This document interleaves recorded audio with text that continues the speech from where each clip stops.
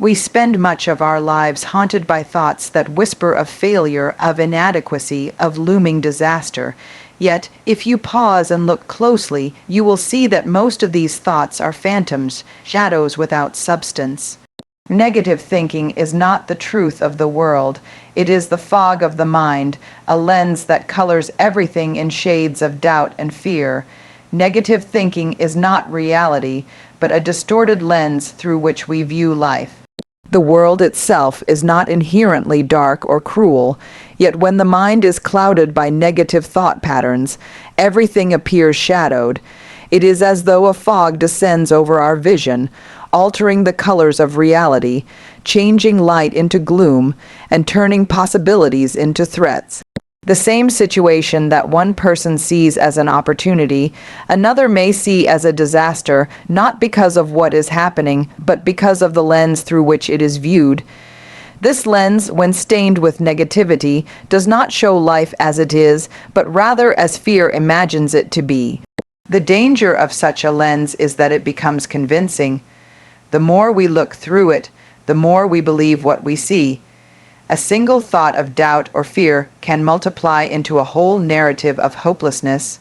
The mind begins to weave stories. I cannot do this. I will surely fail. Others are better than me. These are not facts. They are assumptions painted by the brush of negativity. Yet when repeated often enough, they feel like truth, and in believing them, we shape our actions and even limit what we dare to attempt. The distorted lens not only colors perception, but quietly influences the life we live. Imagine a traveler wearing tinted glasses that make the sky look gray and the fields lifeless. Though the sun shines, though flowers bloom, the traveler believes the world is dull and barren. Negative thinking works in the same way. The beauty of the present moment exists, yet it is hidden behind a veil of imagined despair. What we forget is that the lens is not fixed. It can be taken off, but to take it off, one must first realize it is there. Negative thoughts often masquerade as realism, claiming to protect us from disappointment, but true realism sees both sides. It sees challenge and possibility, difficulty and growth. Negative thinking, on the other hand, exaggerates the shadows and blinds us to the light. It convinces us that what might go wrong is more important than what might go right. This distortion narrows the path before us until we feel trapped, even when many roads remain open. Life, however, is always larger than thought. No matter how convincing the inner commentary may be, it is still only commentary. The tree outside, the air that fills the lungs, the simple act of being alive. These remain untouched by the mind's distortion. When we step back and witness thoughts without clinging to them, we begin to see through the lens. The fog lifts, and reality appears in its fullness, not entirely perfect, but not entirely hopeless either. In this recognition lies freedom. For once we see that negative thinking is not reality itself, but only a distorted filter, we no longer need to bow to its authority. We can acknowledge its presence without surrendering to its vision, and by doing so, life reveals its true colors, vast, open, and waiting to be lived. Consider how often the mind spins its stories. It imagines losses before they arrive, problems before they appear, outcomes before they unfold. It is as though we are rehearsing tragedies that will never take place. The irony is that in trying to prepare for life's storms, we invite them inside our own heads. We walk with burdens that have no weight, and yet they feel heavier than stone. The mind often creates storms that never arrive. How many times have we been caught in a cycle of worry, imagining scenarios of failure, loss, or embarrassment that never come to pass? The mind, in its restless nature, conjures up entire dramas, painting vivid pictures of what could go wrong. We sit in a quiet room, yet within, we are caught in thunder and lightning of our own making. These storms feel so real that the body reacts, heart racing, breath shortening, palms sweating, as though the danger were already here. But when the moment comes, we often discover that the sky was never as dark as we imagined, and the storm we feared never truly arrived. This is the strange power of the human mind. It is capable of creating experiences out of nothing more than thought. Fear lives not in the present, but in the stories we tell ourselves about what might happen. The mind, wanting to prepare us for every possibility, begins to construct endless versions of the future, most of them filled with problems. It believes it is protecting us, yet in reality it traps us in a cage of anticipation, where we suffer not from what is happening, but from what might. The irony is that we endure pain before life has even given us a reason to. Think of the countless hours spent rehearsing conflicts that never occurred, worrying about judgments that no one made, fearing failures that never took shape. These are storms of imagination, loud, chaotic, and consuming, but ultimately unreal. When the day arrives, it is often gentler, simpler, or entirely different from what the mind had predicted. The clouds part, the winds never blow, and yet we have already spent our energy fighting a tempest that existed only in thought. This habit of creating storms robs us of peace. Instead of resting in the present, where life is manageable, we are dragged into a future that is uncertain and uncontrollable. The mind forgets that the present moment is the only place we can truly act, respond, and live. The imagined storm keeps us running in circles, distracted from the reality that the ground beneath our feet is steady, the air around us is calm, and no thunder has struck. When we begin to observe this pattern, a shift happens. We see that worry does not prevent difficulty. It only multiplies suffering. The mind may continue to project storms, but we learn not to bow before them. We can watch the clouds forming in thought and remind ourselves, this is not real, this is not here. Just as the sky allows clouds to drift without resistance, we too can allow these imagined storms to pass without letting them dictate the course of our lives. The storms of the mind will come and go, but rarely do they arrive as we expect. More often, life is softer than our fears, kinder than our doubts, and gentler than the dramas we create. To recognize this is to step out from under the dark skies of imagination and to stand in the clear light of what is truly happening here and now. To stop negative thinking is not to wrestle with it, for fighting only makes it stronger. If you tell yourself not to think of sorrow, the sorrow grows louder. The secret is gentler. It lies in awareness. See the thought as a cloud drifting across the sky.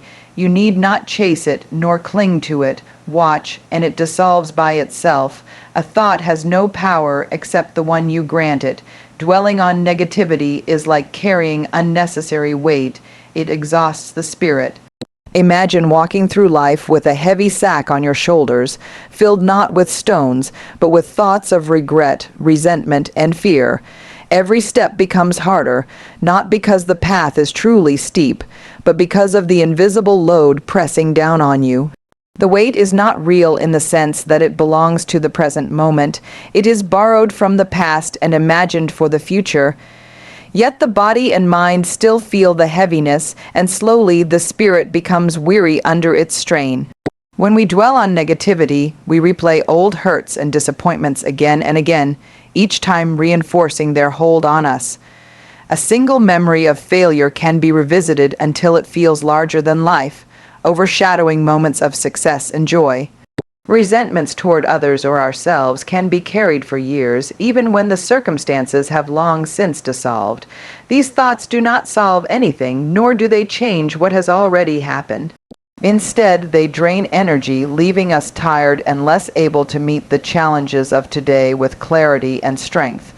The weight of negativity is deceptive because it often feels justified. We tell ourselves that we must dwell on what went wrong in order to avoid repeating it, or that holding onto anger is a way of maintaining control. But in truth, carrying negativity does not protect us. It weakens us. It narrows our vision so that we see only problems, blinding us to opportunities and beauty that are equally present.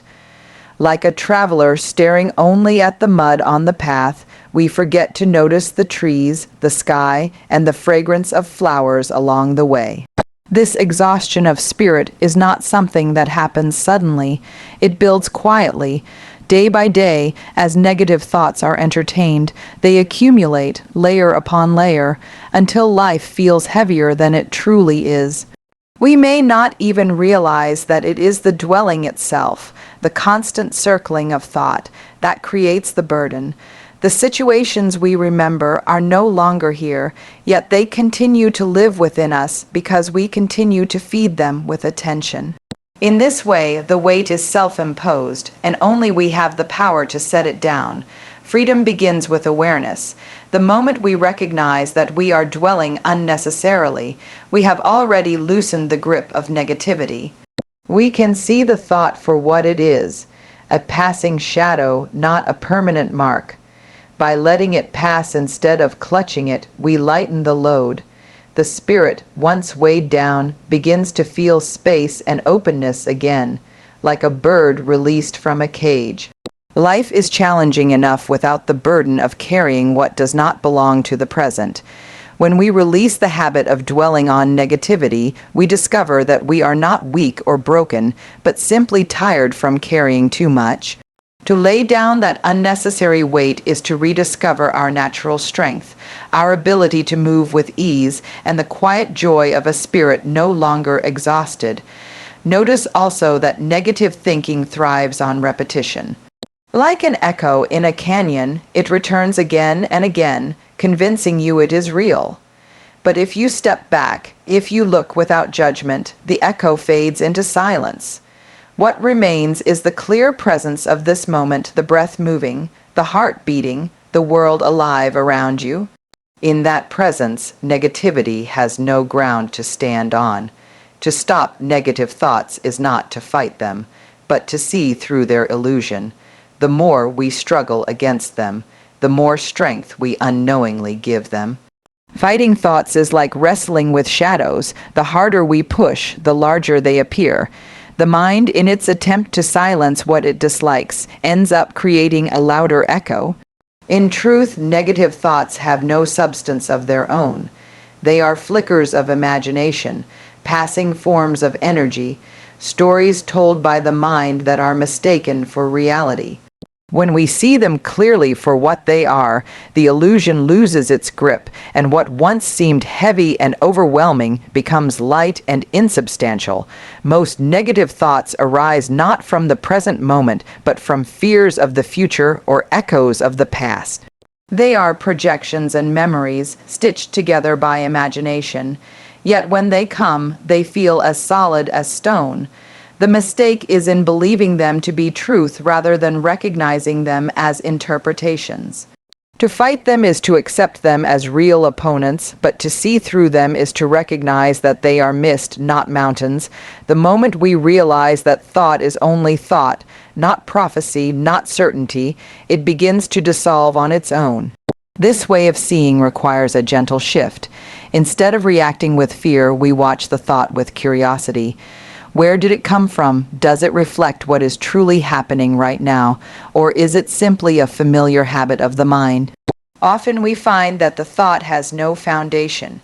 It is a voice repeating itself, like a broken record, hoping for attention. When ignored or resisted, it grows louder. But when observed without attachment, it fades, just as a cloud disappears when the wind moves it across the sky. Illusions hold power only as long as they remain unquestioned. A shadow on the wall may terrify a child until a light reveals that it is nothing more than a branch swaying in the wind. In the same way, negative thoughts cast distorted shadows across our minds, convincing us of danger or inadequacy. The moment we bring awareness to them, the illusion unravels. What seemed threatening is revealed as nothing more than thought, a temporary movement of the mind. The beauty of seeing through the illusion is that it restores us to the present. When we are no longer chasing or fleeing thoughts, we return to what is real, the rhythm of the breath, the ground beneath the feet, the sounds and colors surrounding us. In this clarity, life is no longer filtered through a haze of worry or doubt. The world appears as it is, and we are no longer caught in a battle against ourselves. To stop negative thoughts, then, is not about control but about recognition. By recognizing their illusory nature, we stop giving them the authority to dictate how we feel and who we are. They may continue to arise, but without belief, they pass like ripples on water. What remains is a deeper stillness, a freedom untouched by the illusions of the restless mind. Life is not meant to be lived under the weight of imagined sorrows. It is meant to flow like a river that knows no resistance. When you release the chatter of destructive thoughts, you are not escaping reality, you are returning to it. The birds are still singing, the wind is still moving, the earth is still holding you. These are the truths of existence, not the illusions of the anxious mind. Awareness and presence dissolve negativity like sunlight dissolves mist. Negativity thrives in the shadows of distraction, where the mind is absorbed in regrets of the past or anxieties about the future. It lingers when we are unaware, circling thoughts without noticing that we are feeding them. But the moment awareness enters, the fog begins to lift. Just as mist cannot withstand the warmth of the sun, negativity cannot survive the clear light of presence. What felt heavy and consuming becomes insubstantial, and in its place arises a sense of clarity and calm. Awareness does not demand effort in the same way resistance does. When we resist a thought, we add energy to it. We wrestle with it, hoping to drive it away, and instead we find it grows stronger. But awareness has no struggle in it. It is a simple noticing, an act of shining attention on what is happening without judgment. The very act of observing a negative thought loosens its power. It is as though the thought is saying, "Believe me, I am real." And awareness replies, "I see you for what you are," a passing movement of the mind. In that recognition, the grip of negativity dissolves. Presence deepens this dissolution because it anchors us in what is real here and now. The breath, the heartbeat, the sound of wind through trees, the sensation of the ground beneath the feet. These simple realities are always available. Negativity, by contrast, is almost always tied to what is absent, something that happened long ago or something that has not yet arrived. By returning to presence, we shift attention away from shadows into the vividness of the present moment.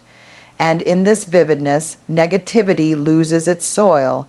It cannot take root where awareness is alive.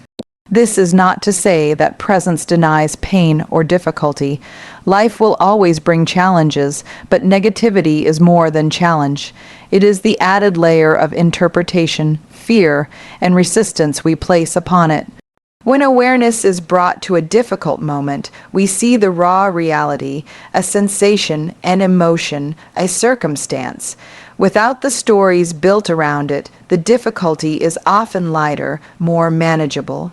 Awareness strips away the exaggeration, leaving us with only what is, which is always simpler than what the mind imagines. Think of how the rising sun transforms a landscape. What once appeared eerie or threatening in the mist of dawn becomes clear and beautiful when light touches it. Presence functions the same way in the landscape of the mind. Negative thoughts may swirl like fog, distorting our vision, but the moment awareness shines, clarity returns. The fog may not vanish all at once, but slowly, steadily, it thins until the path ahead is visible. To live in awareness is to live in continual renewal, for each moment becomes fresh and untouched by yesterday's shadows. Negativity may arise as clouds do, but presence does not cling to them. It allows them to pass, revealing again and again the spaciousness of the sky. In this way, awareness and presence are not battles against negativity, but gentle dissolutions, quiet returns to the truth that beneath every cloud the sun has always been shining. So, stop negative thinkings not by force, but by recognition. Recognize that they are illusions, passing clouds, smoke without fire. And when you see through them, life opens itself to you not as a burden, but as a gift. Life flows more freely when we release the grip of destructive inner chatter. The mind has a way of filling silence with noise, turning moments of peace into battlegrounds of judgment, doubt, and comparison. This chatter runs in the background like a restless commentator, never satisfied, always whispering about what went wrong, what might go wrong, or why we are not enough. It convinces us that constant evaluation and criticism are necessary, but in truth, this stream of thought only clutters the natural rhythm of life. When we cling to it, we feel tense, heavy, and confined. When we let it go, even slightly, there is an openness, a sense of freedom, as though a river is once again able to move without obstruction. Destructive inner chatter thrives on repetition. A single critical thought rarely causes lasting harm, but when replayed endlessly, it becomes a loop that entangles the mind. It tells the same story again and again, and each retelling makes the story feel more real. Yet no matter how many times it repeats, it does not become truth. It remains only thought. The grip tightens when we believe these voices without question, when we assume they hold authority over us. By releasing the grip, by recognizing that chatter is simply noise, we weaken its hold. The river of life does not need us to push it forward. It only needs us to stop placing barriers in its way. This release is not about silencing the mind by force, but about allowing thoughts to pass without attaching to them. Just as clouds drift across the sky without leaving a trace, inner chatter can move through us if we do not grasp at it. The habit of holding on, of turning every passing thought into a drama, is what creates tension. But when we practice letting thoughts come and go, we discover that beneath the chatter there is a quiet spaciousness. In that space, life reveals its natural flow. The freedom of this flow is deeply felt. Without the weight of destructive commentary, the smallest experiences shine with clarity. A walk feels lighter. A conversation feels more genuine. Even silence feels full. Energy once drained by endless rumination becomes available for creativity, connection, and presence. Life itself has not changed, but our way of meeting it has. By loosening the grip on inner chatter, we give life permission to be simple and direct, instead of filtered through constant noise. Consider the difference between a river dammed and a river unblocked. In one, the water strains against barriers, building pressure, unable to move naturally. In the other, it flows with ease, winding and adapting to the landscape. Our minds, when bound by destructive chatter, resemble the dammed river tense, pressured, restless.